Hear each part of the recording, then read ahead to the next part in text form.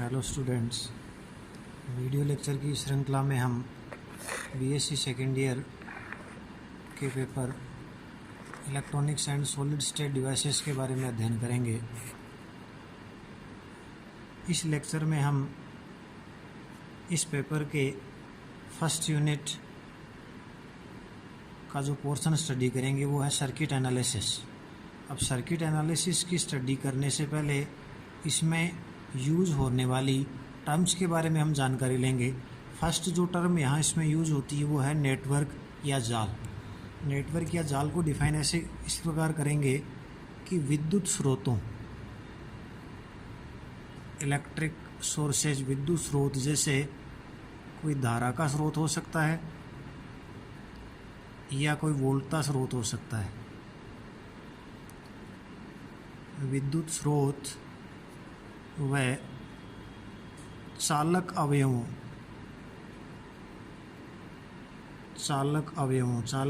जैसे रेजिस्टेंस, प्रतिरोध, प्रेरकत्व, इंडक्टेंस, संधारित्र, कैपेसिटेंस, डायोड,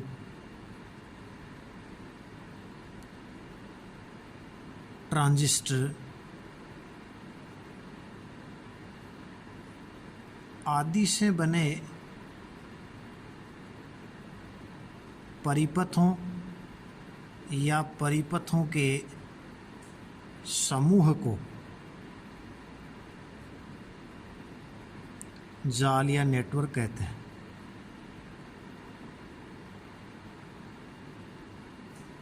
फॉर एग्जाम्पल,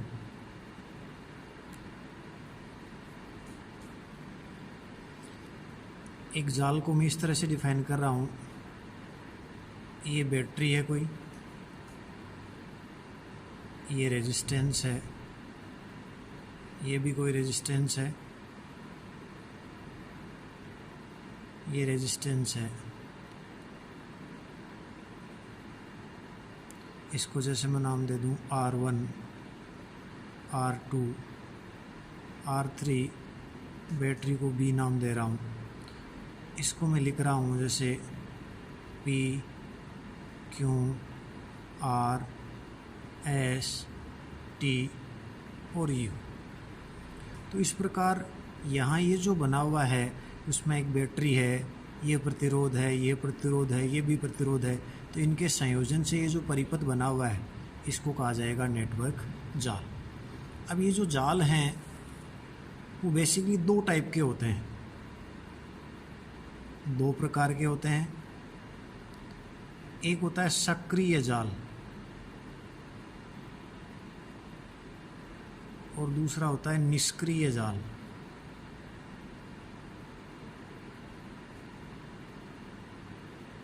सक्रिय एक्टिव, निष्क्रिय पैसिव। इनको डिफाइन इस प्रकार करेंगे कि ऐसे जाल जिसमें ऊर्जा स्रोत उपस्थित हों,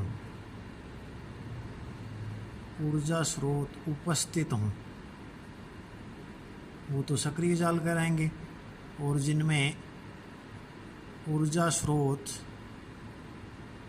अनुपस्थित हो वो निष्क्रिय जाल कहलाएंगे। अब ऊर्जा स्रोत से सेंस यहाँ हम दो टाइप के सोर्स, जैसे अभी हमने डिस्कस किया था, धारा स्रोत और वोल्टा स्रोत। तो जिनमें धारा स्रोत और वोल्टा स्रोत उपस्थित होंगे वो सक्रिय हो जाएंगे और जिनमें उपस्थित नहीं होंगे वो होंगे निष्क्रिय जाल। अब बात करते हैं हम ऊर्जा स्रोतों की। ऊर्जा स्रोत दो टाइप के हैं। पहला वोल्टा स्रोत,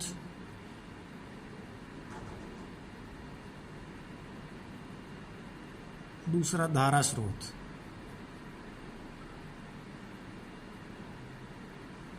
वोल्टेज सोर्स, करंट सोर्स। वोल्टा स्रोत दो टाइप के, एक आदर्श वोल्टा स्रोत आइडियल, दूसरा वास्तविक रियल। ऐसे धारा स्रोत भी दो टाइप के होंगे। एक आदर्श आइडियल और दूसरा वास्तविक।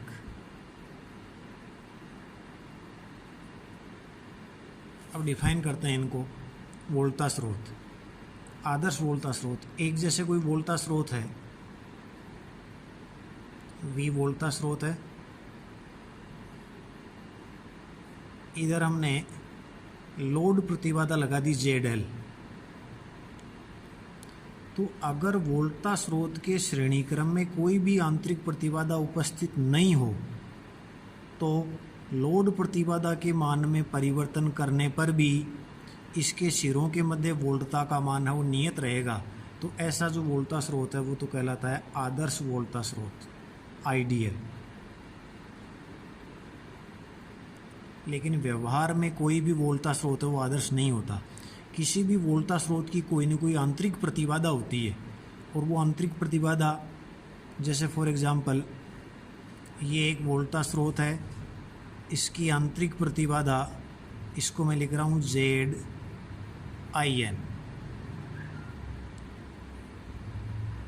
ये लोड प्रतिबाधा है ZL। तो अगर वोल्टा स्रोत के श्रेणी क्रम में कोई प्रतिबाधा लगी हो तो ऐसा जो स्रोत है वो कहलाता है वास्तविक वोल्टा स्रोत। अब इसमें अगर इस लोड प्रतिबाधा के मान में हम परिवर्तन करेंगे तो इसके सिरों के मध्य जो विभवांतर है उसका मान है वो नियत नहीं रहेगा, इसलिए इसको कहा जाता है वास्तविक, रियल। इसी प्रकार धारा स्रोत दो टाइप के हैं, आइडियल, आदर्श की बात कर रहा हूँ। ये कोई धारा स्रोत है, इधर लोड प्रतिबाधा लगी हुई है ZL। इसके समानांतर क्रम में अगर कोई प्रतिबाधा Z, अगर प्रतिबाधा Z का मान अनंत हो, इन्फिनिटी हो, प्रतिबाधा Z का मान अनंत होने पर अगर आप लोड प्रतिबाधा के मान में परिवर्तन करोगे तो धारा स्रोत से प्रवाहित होने वाली धारा के मान में कोई परिवर्तन नहीं होगा, अर्थात ये लोड प्रतिबाधा ZL पर निर्भर नहीं करेगी। ऐसे स्रोत को कहा जाता है आदर्श धारा स्रोत। इसके बजाय अगर इसी धारा स्रोत के समानांतर क्रम में कोई परिमित प्रतिबाधा हो, परिमित प्रतिबाधा लगी हो, तो लोड प्रतिबाधा ZL, इसके मान में अगर परिवर्तन करोगे तो इसके कारण प्रवाहित धारा के मान में परिवर्तन होगा, यानी धारा जो है वो इस लोड प्रतिबाधा ZL पर निर्भर करेगी। ऐसे स्रोत को कहा जाता है वास्तविक धारा स्रोत। नेक्स्ट डेफिनेशन की हम बात करते हैं।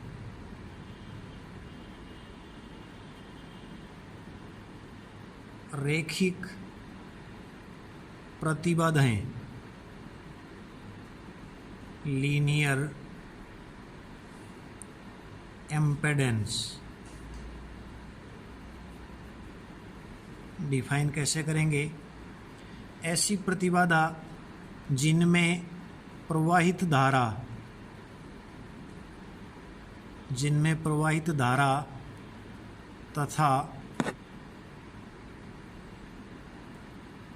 उनके सिरों के मध्य विभवांतर, उनके सिरों के मध्य विभवांतर के मध्य खींचा गया ग्राफ सरल रेखा प्राप्त होता है, उनको कहा जाता है रैखिक प्रतिबाधा। या मैं ऐसे कह दूं, जिनमें प्रवाहित धारा जो है वो विभवांतर के समानुपाती होती है, वो रैखिक प्रतिबाधाएं कहलाती है। फॉर एग्जाम्पल प्रतिरोध, प्रतिरोध के सिरों पर जो विभवांतर है वो प्रवाहित धारा के समानुपाती होता है। प्रेरकत्व, सिरों पर जो विभवांतर है वो di/dt धारा में परिवर्तन की दर के समानुपाती होता है। समानुपाती चिन्ह को उठाऊंगा, एक नियतांक L di/dt। संधारित्र है, संधारित्र के सिरों के मध्य विभवांतर V = Q/C। Q को लिख दूँ मैं इंटीग्रेशन I/dt/C। मतलब जिनमें विभवांतर और धारा एक दूसरे के समानुपाती हो रहे हैं, या कह दो ग्राफ है वो सरल रेखा आ रहा है, वो रैखिक प्रतिबाधाएं कहलाती है। और जिनके लिए V और I सरल रेखा नहीं होते हैं वो कहलाते हैं अरैखिक प्रतिबाधाएं। अरैखिक प्रतिबाधाएं, नॉन लीनियर इम्पेडेंसेस। अरैखिक प्रतिबाधाओं का उदाहरण है जैसे अर्धचालक डायोड, ट्रांजिस्टर, ट्रायोड आदि के लिए विभवांतर और धारा के मध्य खींचा गया जो ग्राफ है वो सरल रेखा नहीं होता। जैसे बात करें डायोड की,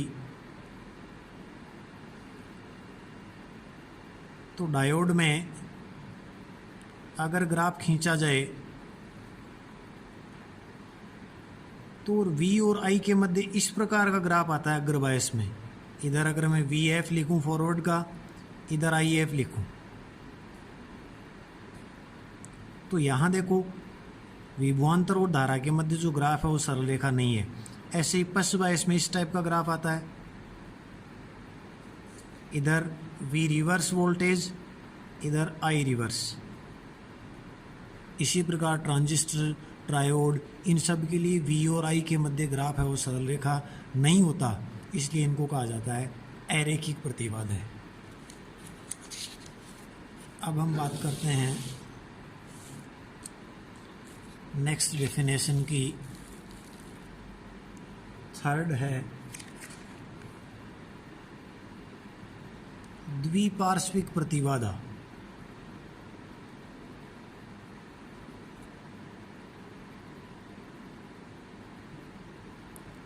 बाइलेटरल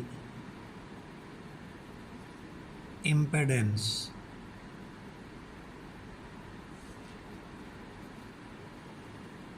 बाइलेटरल इम्पेडेंस ऐसी प्रतिबाधा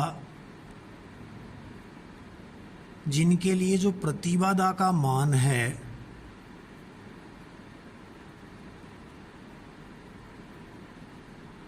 वो प्रवाहित धारा की दिशा पर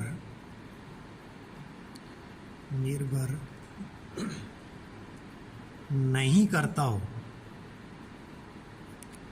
उनको द्विपार्श्विक कहा जाता है। फॉर एग्जाम्पल प्रतिरोध है, जैसे मैं कंसिडर कर रहा हूँ कोई प्रतिरोध, इस टर्मिनल को A कह दूँ, इसको B कह दूँ, रेजिस्टेंस R है। तो अगर धारा इसमें इस दिशा में प्रवाहित होगी, मान लो सपोज धारा I इस दिशा में प्रवाहित हो रही है, तो प्रतिबाधा का मान R है। तो इसी प्रतिरोध में अगर धारा इस दिशा में प्रवाहित होगी तो भी इसकी प्रतिबाधा या प्रतिरोध का मान R ही होगा। ऐसी प्रतिबाधाओं को कहा जाता है द्विपार्श्विक प्रतिबाधा। तो एग्जाम्पल जैसे प्रतिरोध हैं, प्रेरकत्व हैं, संधारित्र हैं आदि, ये सब द्विपार्श्विक प्रतिबाधाओं के उदाहरण हैं। अगर प्रतिबाधा का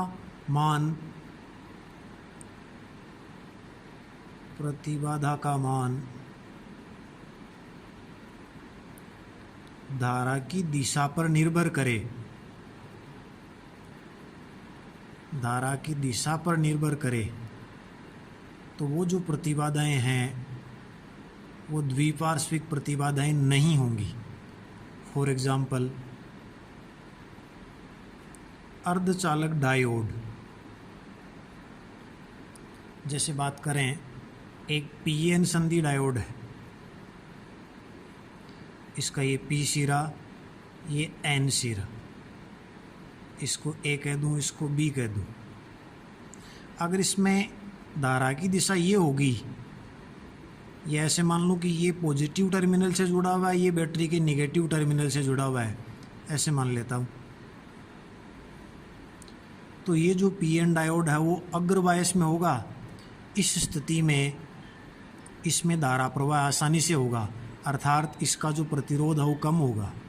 इसके बजाय अगर पीएन डायोड को ऐसे जोड़ा जाए, ये माइनस है, ये प्लस है, अर्थात P माइनस से N प्लस है, तो ये पश्च बायस में होगा।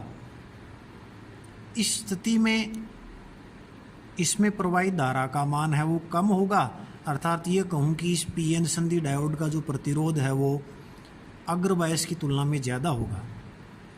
तो इस टाइप की जो प्रतिबाधाएं हैं वो द्विपार्श्विक प्रतिबाधाएं नहीं होती है। नेक्स्ट,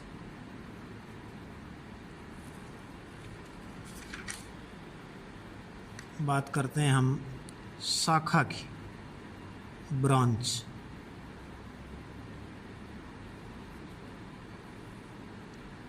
तो ब्रांच को डिफाइन इस प्रकार करेंगे, किसी भी विद्युत जाल, विद्युत नेटवर्क में धारा का वह पथ जिसमें धारा का मान नियत हो,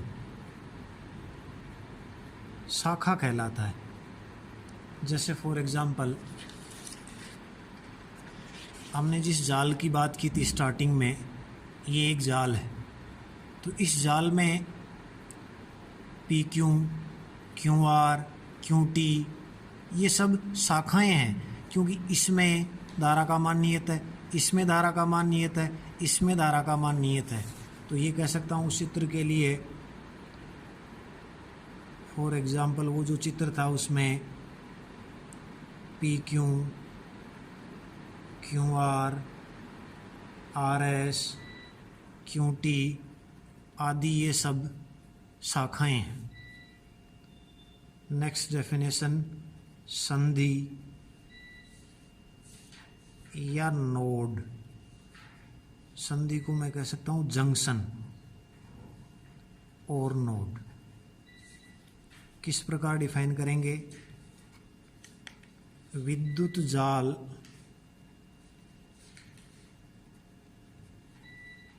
का वह भाग, वह बिंदु जिस पर दो या दो से अधिक शाखाएं मिलती हो, संधि बिंदु कहलाता है। जैसे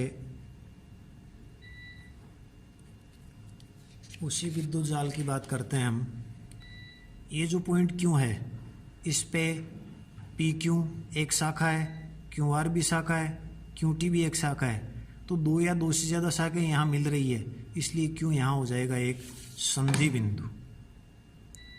फॉर एग्जांपल क्यू जो है वो एक संधि बिंदु है। नेक्स्ट डेफिनेशन जो है वो है पास या लूप। पास या लूप, इसको डिफाइन इस प्रकार से करेंगे कि जाल का वह बंद पथ जो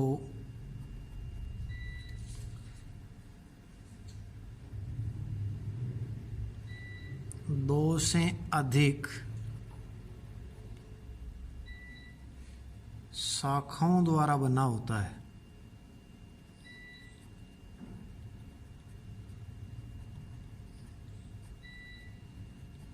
लूप कहलाता है। फॉर एग्जाम्पल इसी जाल की हम बात करते हैं। इस जाल में ये जो है P Q T U P, ये 2 या 2 से अधिक शाखाओं से बना हुआ है, तो ये एक लूप हो गया। इसी प्रकार ये भी एक लूप हो गया, Q R S T Q. फिर एक पूरा ये भी लूप हो गया, U P Q R S T U. तो उस चित्र के लिए मैं ये लिख दूँ लूप, जैसे P Q T U P, Q R S T Q आदि, ये लूप कहलाते हैं। धन्यवाद।